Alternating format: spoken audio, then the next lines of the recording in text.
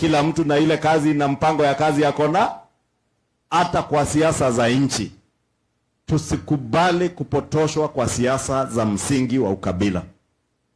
Mimi nimeona huko kwetu watu wamepotoshwa, wanajaribu kupotoshwa na siasa za ukabila, lakini watu wamesema hii serikali ni sisi tulichagua, na hatuwezi kutoka kwa serikali tulichagua sababu mtu mmoja anatuchochea kwa siasa zilizo na msingi wa ukabila peke yake. Tunataka kusikia kila kiongozi sera zake, mpango wake wa kazi, mpango wa kubadili maisha yetu, lakini sio siasa za chuki na uchochezi wa ukabila. Nitawaomba hata nyinyi watu wa Kitui, msikubali, mutigetikire neguo, mutigetikire kuchochewa kwa siasa za chuki ama za msingi wa ukabila.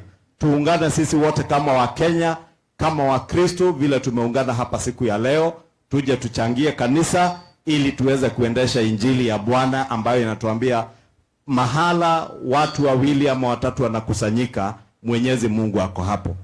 Na pia Biblia inatuambia wakati tunaungana, baraka za Mwenyezi Mungu zinatufuata. Kwa hivyo nitaomba tuungane sisi wote kama Wakenya na Wakristo kwa ujenzi wa kanisa na ujenzi pia wa taifa.